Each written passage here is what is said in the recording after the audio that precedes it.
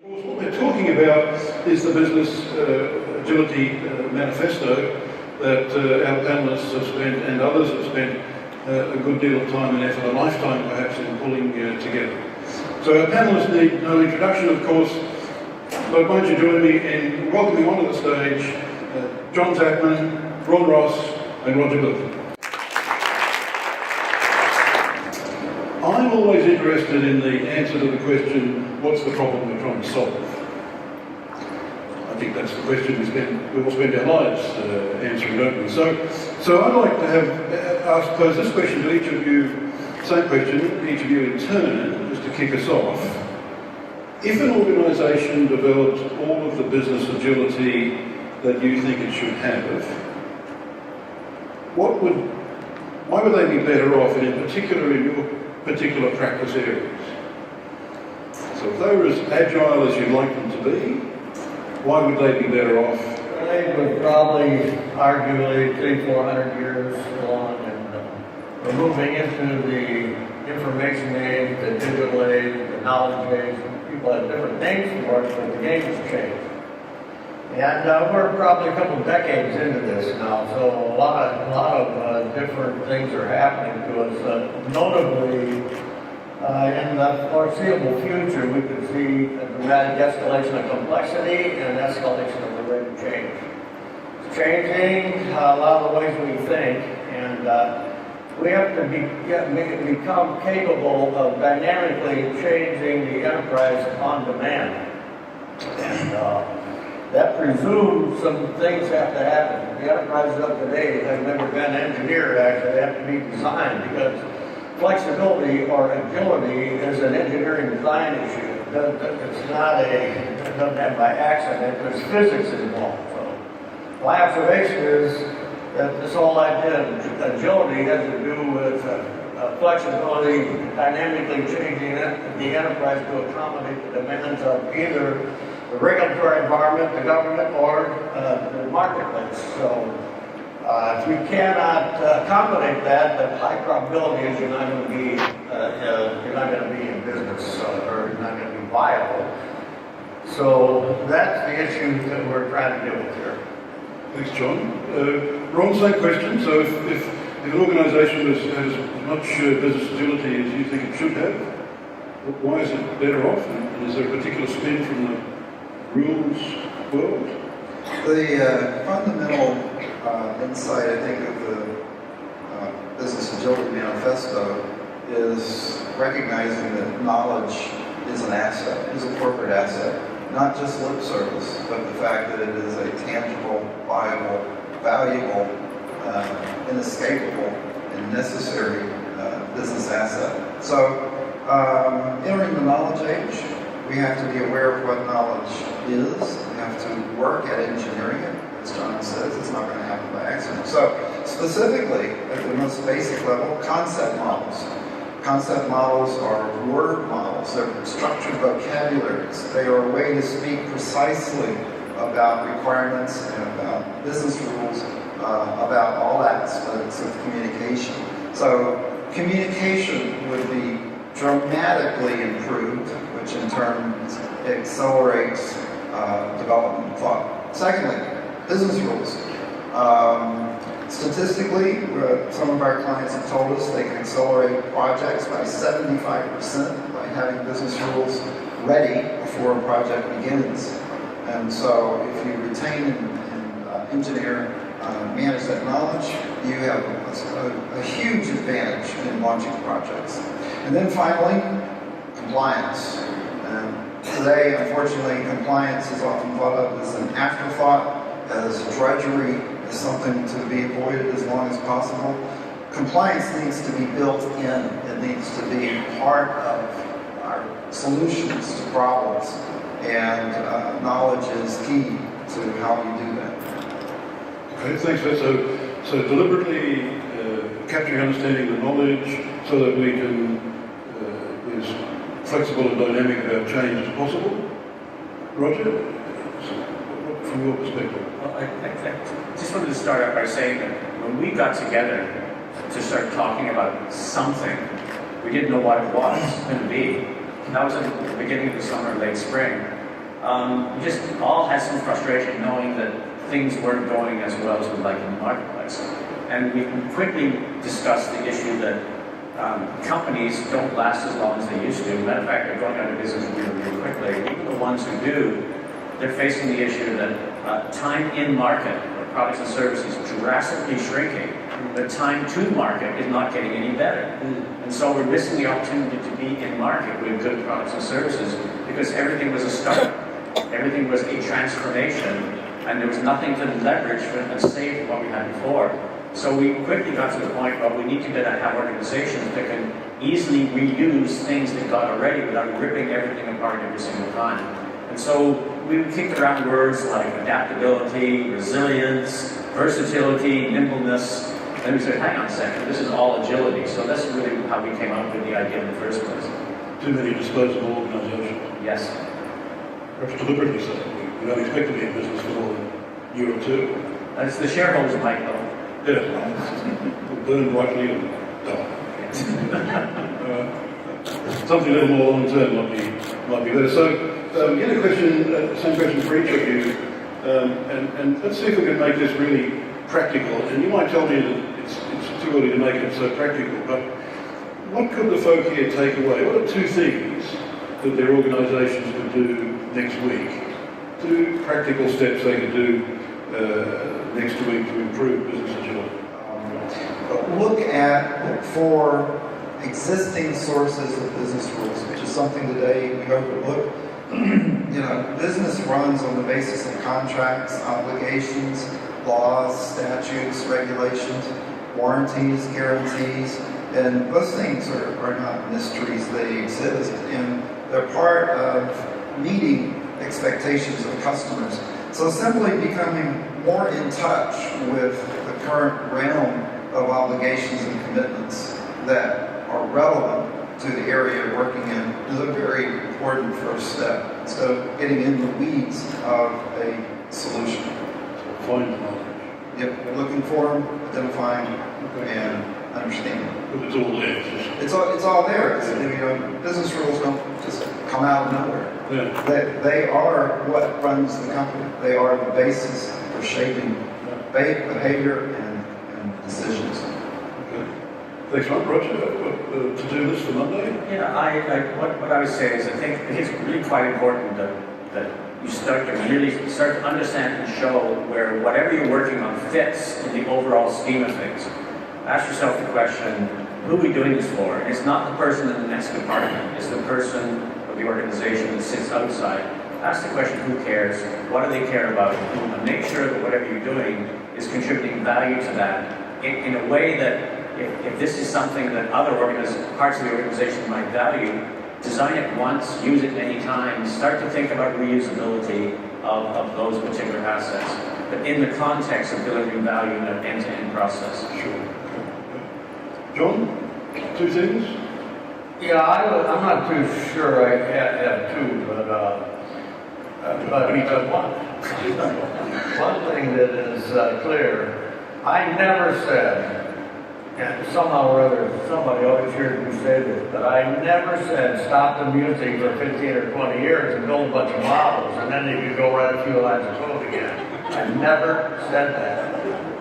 Which one of you guys is the one who heard me? We're dealing with the most complex object humanity has ever conceived of so far in the history of humanity, 7,000 years or so. We're dealing with an enterprise. That enterprise doesn't have to be very big before it gets really complex. So we're dealing with extreme complexity. And the enterprises of today are not engineered, they're not designed. So my argument is they're going to have to get into, the formal decisions of designing an enterprise. Otherwise, they're not going to be viable in a complex and highly dynamic environment. It's just not going to happen.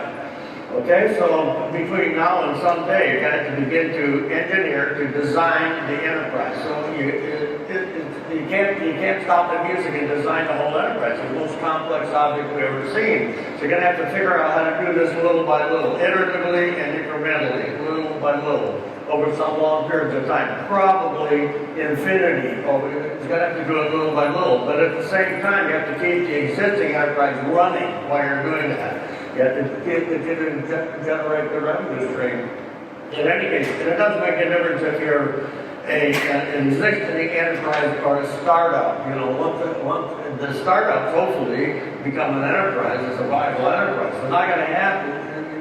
These issues don't go away. It doesn't make a difference who you are, how long you've been in the business. Okay, so, but the way to do this little by little, incrementally, I've changed my attitude the last 6 or 8 years or so.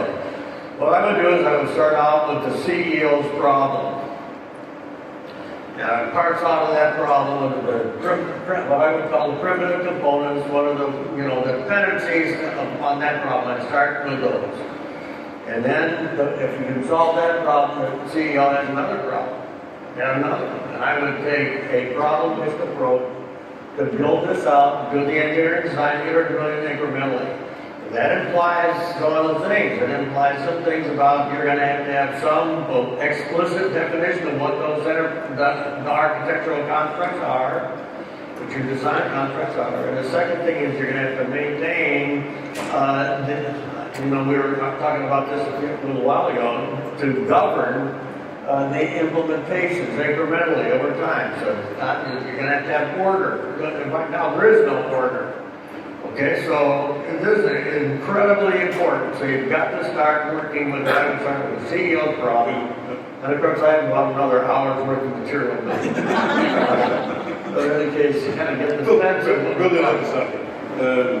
The manifesto is very wordy. Did you write that, John? No, I wrote the manifesto. This rule is. Oh, yeah, that's right. So it used to be 7 sentences, and then John explained it. I guess we're not going to come up with a 7-sentence version now, but it's a valid thing, isn't it? I mean, they're big ideas, complex ideas, and you can't simplify everything to a bullet point. But there is an issue, I think, isn't there, in taking this home and explaining it to the CEO why this is important. I can talk about a little bit of the philosophy, probably fairly succinctly and shortly, briefly. We looked at the problem from the perspective of the management of the organization.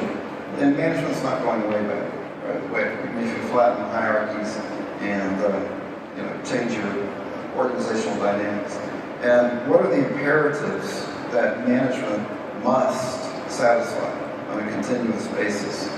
And we work back from those imperatives, which are on the website, you can see those, and to what are the key points that people below them in the organization and practitioners need to pay attention to.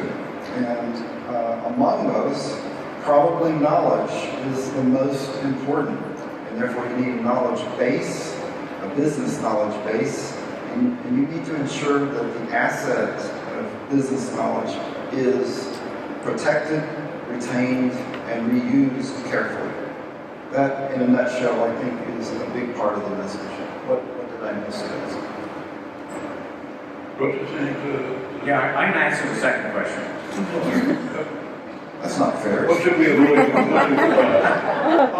Nobody said this had to be fair.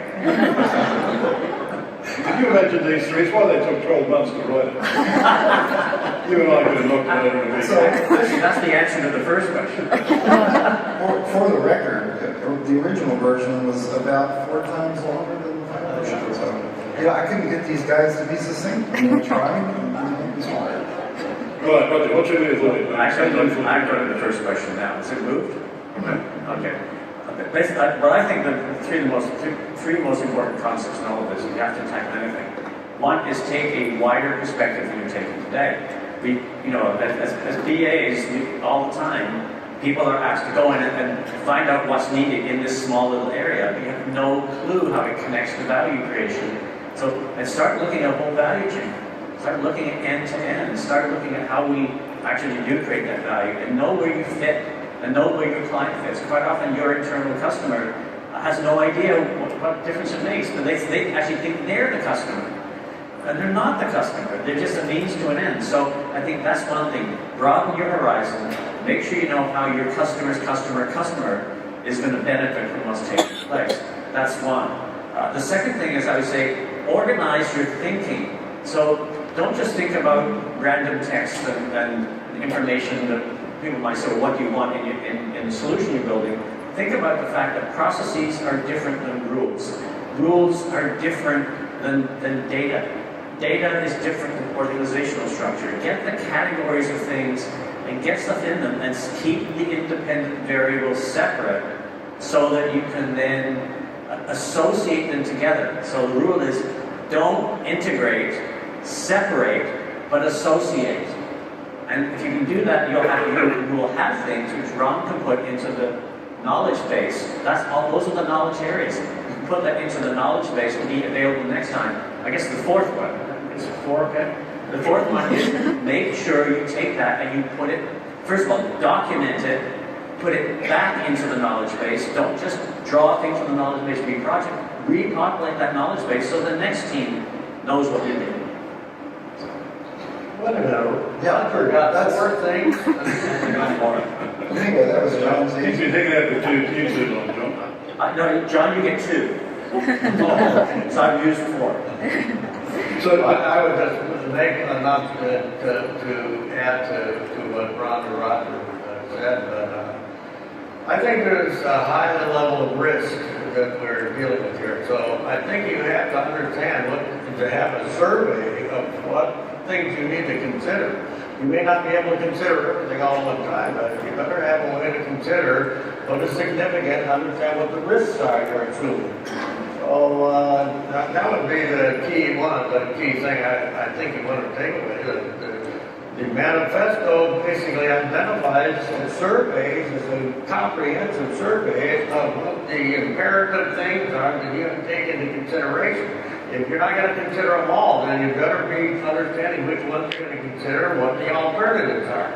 I think that's a really key thing that needs to be understood. sector organisation. You might say, well, we can find the pain in a commercial organisation, the stock price is going down, everyone's upset very publicly and we're bleeding money. But a public sector organisation, what's the problem? What's the problem we're trying to fix? Roger? I don't think it is a problem. And we've seen so many organizations in the public sector done a really, really good job of knowing we've got to stop driving into other cars on the side of the road and keep the population living as opposed to having lots of accidents. Well, that's a public sector organization. We've seen those organizations really get their head around the performance. But I think the trick is to find what is that pain that John talked about. Now it's going to be the minister or the elected official. What's their pain?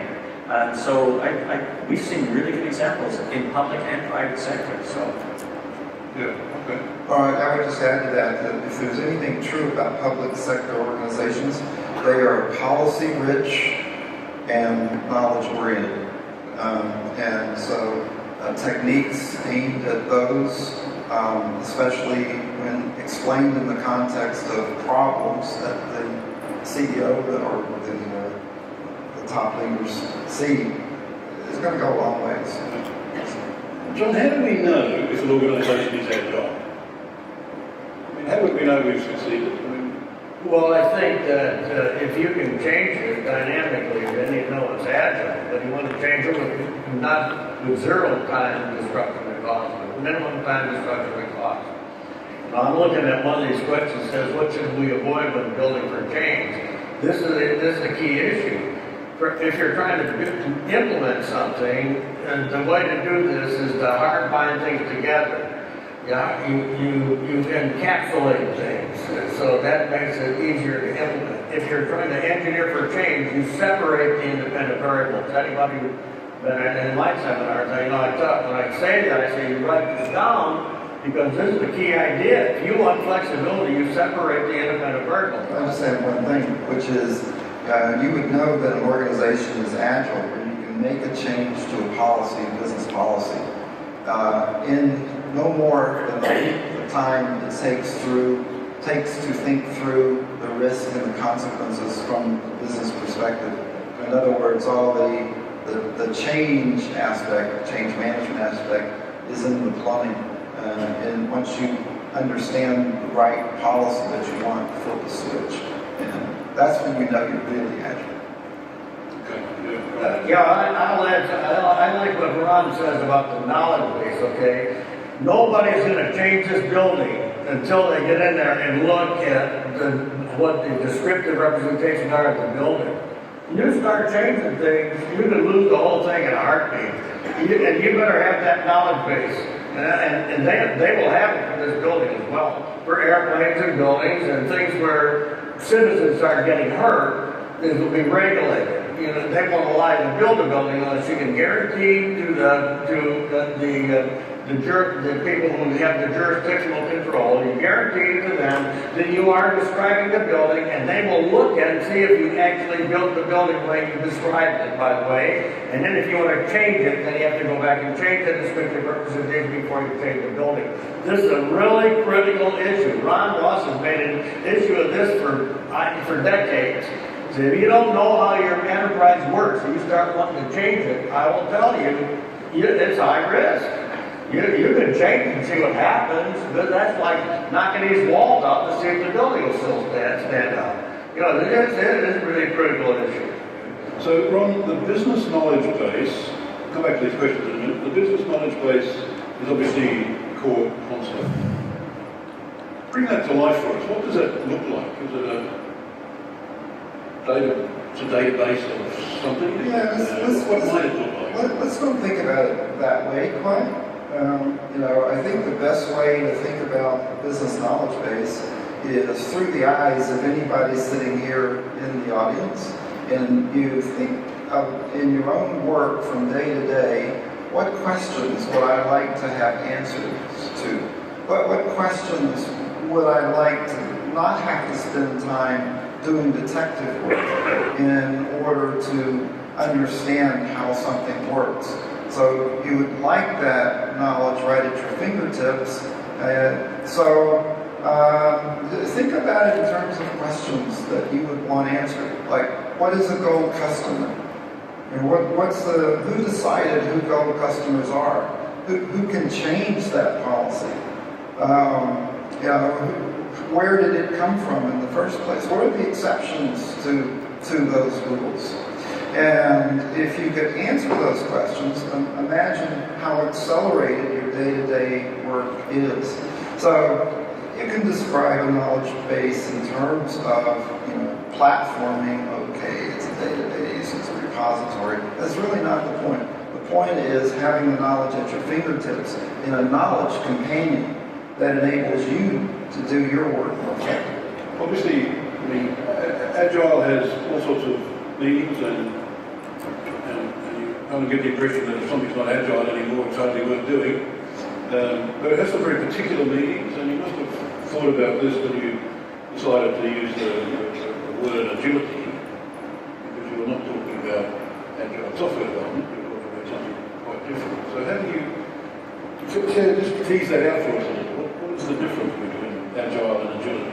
Yeah, I think that there are different forms of the word. If you look at Agile software development, that's a methodology. Or somebody said to me this week, and I thought it was a really good answer, it's a project management methodology, as much as it is anything else. Well, that's a way of doing things. But agility is a characteristic of an organization.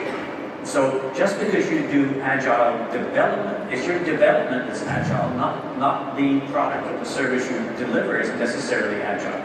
And I think that I think a large part of this is because IT organizations have been under such pressure to get things done faster, that this is a very appealing thing. And in project management, what do we measure project managers on? We measure them on time and budget. We don't necessarily measure them on flexibility. That's not part of their goal. Whereas I think from an organization, I can talk business agility to a chief executive officer, but I probably can't talk it to an agile development team unless they're part of that messaging across the whole organization. So let me just add just a point or two very quickly about that. One of the things we avoided in the manifesto, in its positioning, is that we did not talk about organizational agility. We did not talk about team agility. We didn't talk about social agility. Those are, or methodological agility. Those are all forms of agility. And there is plenty of space for contributions in all areas of agility.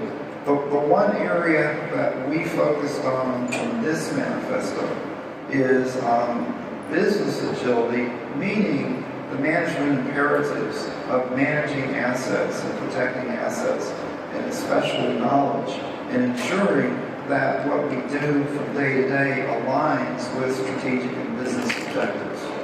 The word agile is getting abused here. It's a marketing word. Say, hey, wait a minute here.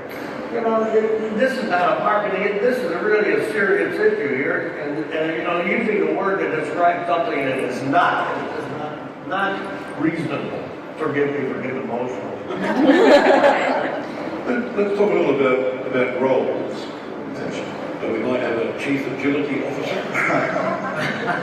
maybe a chief knowledge officer. I go with that. So I would argue that ought to be if it's not the CEO, it's got to be the executive vice president in charge of change management. It's got to have some class, doesn't it, to make it happen? I hate it when he has a better answer than me. A really short one. Yeah. A quick leap in before you have to. I think what's interesting about this is when it comes to physical things, we do have this clear role. So people responsible for the buildings, it's very clear someone's responsible for this building. And if it's a whole series of buildings, it's going to be a senior person. We have people who are responsible for humans. But where we don't have it is where it comes from these more conceptual things, these less tangible things. But we learn to do it. And John mentioned before about the industrial age. It took the Industrial Revolution 250 years to really take hold and stick. And there were a lot of casualties along the way. People learned how to do that. And we're just at the beginning of this. I think we have to have maybe a few generations of management die-offs in order to make the house get there. I'm sure you'd like to facilitate that.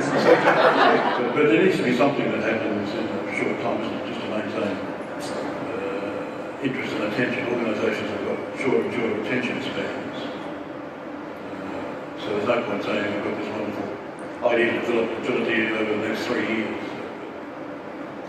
I think it's critical. Don't see this as a project. Yeah. Don't see this as a transformation. See this, it's like you want to go on a crash diet and then go back to where you were, or you want to change your lifestyle. And I think this is a lifestyle change for organizations. And there's probably a bit of room for people who are business analysts of one sort or another. Do you think increasing agility in an organisation changes that role? I just the opposite. I think the business analysts are the catalysts that make agility happen in whatever way that you want to define agility. There's been a lot of discussion at this conference about what's the future of business analysts. Will people still be called business analysts in the future? I can't foresee a time when there isn't a need for catalysts, people who are catalysts within organizations that do what business analysts do, which is that essential change aspect of bringing business thinking and technological innovation together. So they're fundamental and central to the whole area. The person who is the market for these kinds of ideas turns out to be the person the CEO turns to and says, go find out that's a good idea for us to work on this. We want to do Six Sigma, or we want to do balanced scorecard or X, Y, Z, whatever that is. Maybe the title is a business analyst or a business architect. I'm not too sure I know what the title is. But whoever that is, the CEO turns to and says, go find out if this is a good idea. Come on, Ron. I think a lot of people who talk and think about business agility are thinking about startup companies and companies that are fundamentally disrupting marketplaces. and you can look awfully agile. You can, appear to have business agility when you are so successful because you have hit a sweet spot in disrupting an industry. But, if you really want to test business agility, go to an old company, go to an older industry. So I'll just go back to the example I cited earlier. Major, huge, large insurance company. They have improved their time to completion on projects by 70% by having business rules up front. And they have also improved by an order of magnitude the success rate of their projects. I would say that is a signal of business agility. Okay, let's draw this to a conclusion. Question for each of you. You've got 60 seconds, and I'd just like you to share with us what you think is the main impediment to organisations achieving agility. I would argue the main impediment is deciding to do it. Okay. I think if you don't believe it's going to do something, be helpful, or if you don't believe it, you're not going to do it. So I think that's a critical thing. Ron? Silver bullets. And so I'm going to turn and ask John a question, if I may. John, if John is a walking treasure in our industry because he's been here since the dawn of the computer age.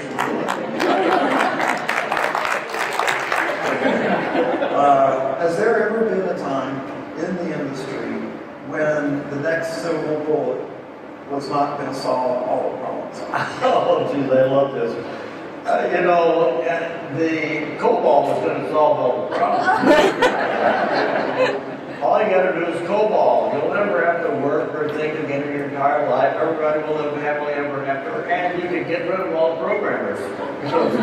All you got to do is virtual memory, and you'll never have to work or think, and you get rid of all the problems. All you got to do is the cloud. You never have to work. All you got to do is X, Y, Z. The silver bullet phenomenon is so dominant, that, and Ron Ross always lectured me, said, actual work has to take place here. There's no silver bullet. In fact, Fred Brooks wrote that article. There is no silver bullet. That is a great article. Everybody ought to read that article, by the way. So I knew I could depend on John for my answer. I'm going to take a different perspective on this. I think the fundamental issue is that the executives of the organization have a conflict of interest compared to the outcomes the organization is trying to deliver, including longevity and sustainability and so on. They're not measured on this stuff. They're measured on how many sales did my group do this week. They're measured on how much cost reduction do we have. They're measured on how much cash do we have in treasury. And they're not focused on these issues. It's a conflict of interest there. And until we get all those executives having at least part of their incentive on sustainability of the organization, we're not going to get the behavior we're looking for. I think this is critical.